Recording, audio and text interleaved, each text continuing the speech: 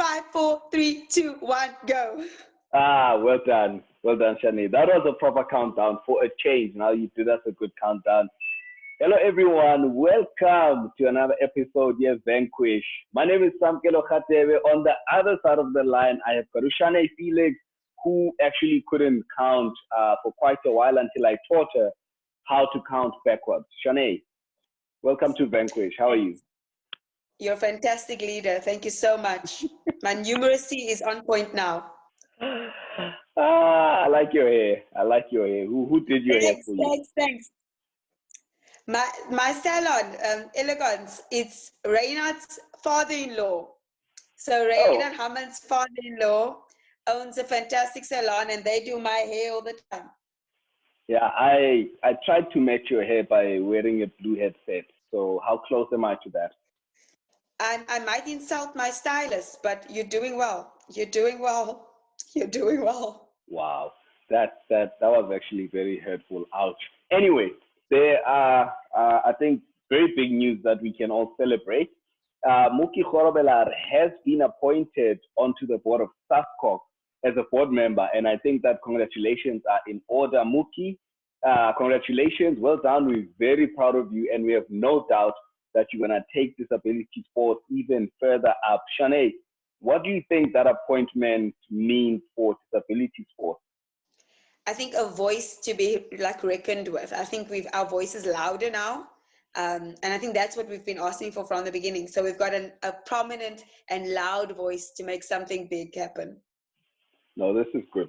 So anyway, you are a baby in athletics and particularly disability sports. You are a toddler, man. But as a toddler, you've accomplished so much. How did it begin for you to be able to start so late as well in your years, and yet you are so brilliant at what you do? I'm in preschool, I assume, compared to everyone else. I think I can't even say I know I've always run, but I fell into athletics. Wanted to run and have a coach that could coach me for fun.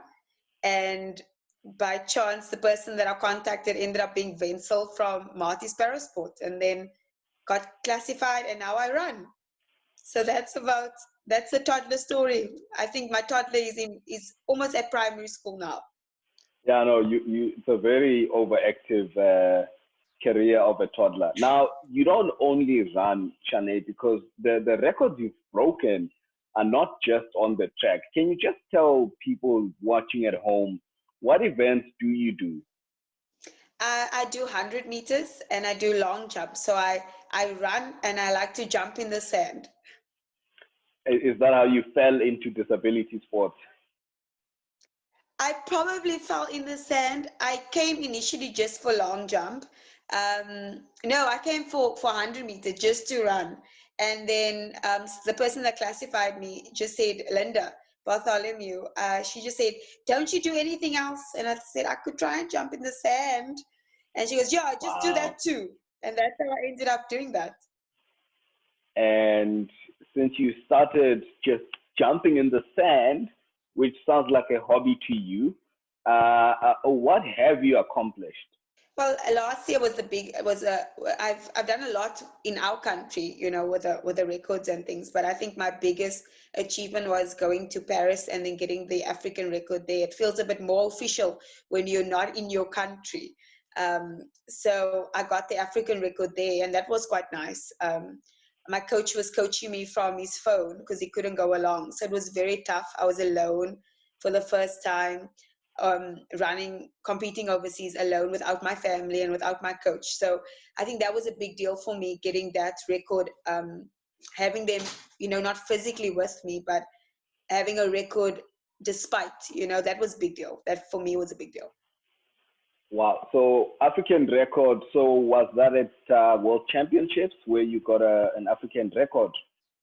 No, that was at the Paris Grand Prix. Okay. So obviously now with the help of, not social media, but I mean, we now live in this digital world where everything is done virtually, and you are already getting coaching virtually, and that helped you break an African record. I mean, what was the real feeling when you actually were outside of the country, like you put it, and you were then able to actually break that record, knowing also that you are getting virtual training or coaching while you were there? I think I had to stop not crying because I would cry every day. I'm like, I'm so scared. I'm so scared. I had to get over, I think I had to get over myself and just be like, you know what it is, just do what you got to do. And it was very nice. I was physically, I felt alone. I had other coaches that's there as well. And like Reynard's coach Danny, he was with me all the time. So it was quite nice that he would liaise with my coach and things like that. So I never felt alone. I never for once felt alone. I was physically alone, but he never left me. Immediately after I ran, a phone came. They ran with a phone saying he's on the phone. So it was very nice. I felt like a little baby being babysat by all these people that my parents just forced to be with me. So it was nice, but I don't want to do it again. I don't want to do it alone by myself again. Yeah, but I mean, what are the odds of that trend continuing if you consider how COVID-19 forced us to go into a virtual world? That might really be the new normal, that you actually have to be coached virtually. So you might have to get used to that, and you'll probably cry a lot more going forward. But anyway, your international competition experience, I mean, you would have been now competing for a couple of years internationally. How does the competition differ, in your opinion, when you are in South Africa and when you are out there? What's the difference in terms of level of competitiveness? In South Africa, I think it's really a community. Everyone's just naturally, they're nice. Everyone is so nice. Everyone is so supportive. You don't even tell them what they do and they're like, hi. So everyone is so welcoming. Internationally, I think I could understand competition. I could understand that, yes, everyone greets, everyone is nice, but you're here to do what we got to do and go home. And that, I think, made it a bit more where you could feel, I think I'm an athlete now. So it is way more competitive. And so you see people that, because I'm so new to athletics, the people that I've been watching and I follow on social media and I've been watching their races ended up being in my heat. So that was overwhelming as well, because you're like, oh my gosh. So that was scary. I think that was it for me. But when I got over it, and just realized, listen here, you run because you can run, then I was fine. It's not like I was there because of anyone else. I wasn't there because of anyone that pushed me there. I was there because I'm capable of running. And I need to remind myself that often, because I'm so late into everything, that you actually do deserve to be here, despite a different beginning. Of course, you've earned it. You know, when you're there, you've earned it. Now, that competition would have obviously prepared you for, you know, the ultimate sporting event being Paralympics. How prepared were you, at least mentally, when the year started for Paralympics? Because, you know, it's a build up. You know, the experience you gain, you know, shapes how you treat, for instance, your diet, how you treat your training, how you treat yourself as a person. You know, all of those things change over time. But when the year started and it was the Paralympic year, mentally, how prepared were you for Paralympics? I said, I'm not going to work full time. I'm ready. I'm going to train even more. My coach was saying, we're trying a new diet. We said, we're changing my nutrition. I was on it. And I was like, you know what, I even thought, if I don't get selected for this, what do I do after that? What am I supposed to do? And you were so ready, because the whole of even the holiday, not going to Worlds, I had to fix my head and be like, listen, yeah, it's fine, you know, go again and try again. And we had to build everything up. So I was ready, and then they said I can't train. So I was like, okay. So I was ready. but right now, I think I'm even more ready. My diet has changed totally, and I've lost. I think I'm in better shape now than I was in December, in all honesty. So um, everything happens, everything happens and turns around for the good. So as we now head to Tokyo 2020 and 2021, you physically and mentally going to be in a better position, in better shape as well than you would have been this year. That's obvious. And actually, a lot of other athletes say the same thing as well. That one thing that the postponement of the Paralympics has given us is actually just more time to prepare mentally and physically, Yeah. and to be in a better position, because this affected the entire world. So you can't even say that South Africans were disadvantaged. No, the entire world was locked down at some point. So when we Yeah. go to Tokyo next year, what events are you taking part in, and what can we expect from you? Well, I'm hoping to be selected in the team where they finally tell us again what's happening. Um, and then long jump and 100 meters. I have little goals that I've set aside for myself. I think that makes it less overwhelming than saying, oh, I want this and oh, I want that. I have little goals that I set for myself with my coach. So that's what I'm excited to. I'm excited to reach it during training now that we're back. But I have a few athletes that I am excited to compete against, where before that wasn't the case, where now I'm like, I can't wait. So for that, I'm excited about, which is way better than what I was last year, way better. So let's see what I do in long jump and 100 meters. We've got nationals and all the Grand Prix now with the dates being sent out. So I'm excited for Grand Prix and for nationals coming up. And then 21, let's see. But it's still 100 meters and long jump. Yeah, Still that's 100 that's meters and fine. long jump. Let's just say that you know no one is gonna watch this interview. It's just gonna be you and I. And now you can maybe tell me your little secret, you and your coach. What exactly are we working towards on the 100 meters in terms of time, and what distance are we working on the long jump? It's just Um, between us. I mean, I'm sure no one is gonna see this part. never mind that we see the recording button in the corner. Um, well, I wanna go to that 5 meters again, in long jump. Um, I think the 100 meters, the African record was nice, but I can go faster than that. I think I can, like, I know I can go faster than that. So I want to break that African record again, for T44. But sometimes T44 isn't enough because we run against others, we're running against the 64s. So I really want to be fast enough so that the 64s literally don't glide past. So, Charne, when you say that you don't want the 64s to glide past you, who exactly are you talking about? What class are they? Oh, those are the Blade Runners, the super duper Blade Runners. Okay, no, fair enough. Look, if you've had let's say a good year on a new diet, and also a different training regime as well, I'm pretty sure that the Blade Runners are not gonna glide past you. And let me ask you this question as well. In Africa, you hold the African record. Why do you think it is that in Africa we seem to be the only country with Blade Runners? Yeah. Why is that? Why do you think that is?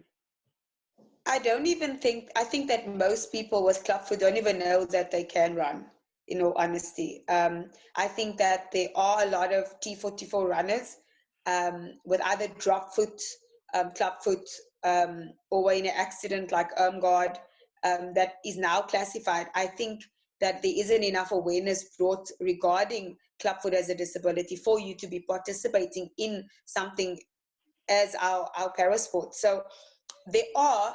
I just don't think that everyone is at means to participate. Um, right now, at least last year's nationals, there was 2 proper lanes full of T44s only. So I do see that it is happening more. There are more T44s. Classification is happening. Remember, we don't have as many people to classify us in South Africa in any case. So I do see, compared to when I first started running against Charles de Toy and Diane Base in my race, with a whole CP race with just one T44, where now we had 2 full heats with just T44. So it is coming up now. In your opinion, why do you think that in Africa, we as South Africa seem to be the only country that has blade runners? For you to be able to get competition from other blade runners, you need to go and run overseas. Why do you think we're struggling in Africa? There's no money. And I think the priority in the majority of Africa, like we said earlier, is to eat. So the last thing you as a child with a disability and your family is worried about is your prosthetic leg, when I'm concerned about what you're going to eat. And most of us in like South Africa even, that are more fortunate, we're not even able to buy our things. So I can't get a brace for mine because the discount I got left it at 6,500 Rand, which is a lot for a brace, where my priorities is getting me overseas. I must pay for my own ticket. So my priority is getting to the Grand Prix, with or without the brace. So I think for me, I'm at an advantage where I can say, at least I can go overseas, where the last thing someone else in Africa is thinking about going overseas and paying their own Grand Prix. And now they must worry about a prosthetic leg and a blade. So it's money. It's hard. It's difficult, and priorities, especially with the state of the world, it's hard. And I mean, Charne, if a discounted brace will cost you in the region of 6,500 Rand, imagine blades for a double leg amputee.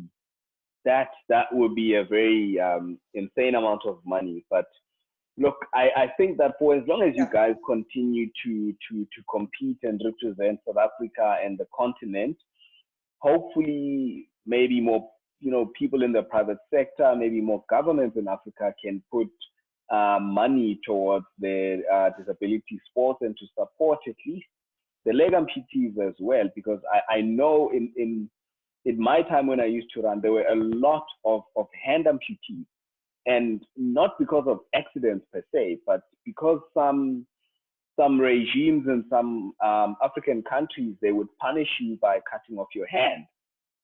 So there were a lot of us out there, but leg amputees I also want to see more of in Africa, because I know that there's talent anyway, and you just need to continue representing South Africa, Charne. Yeah, it is very prevalent. Like, the only reason I heard about clubfoot and athletics was because I read about an article that said clubfoot was big in Malawi. And people would see it as a curse, and I was more interested in it. So there's definitely a lot of people with disabilities, especially with clubfoot, that we didn't know about. Wow, that's incredible. Anyway, I know it's not a curse because, hey, whenever something is wrong, there's a deformity in someone's body.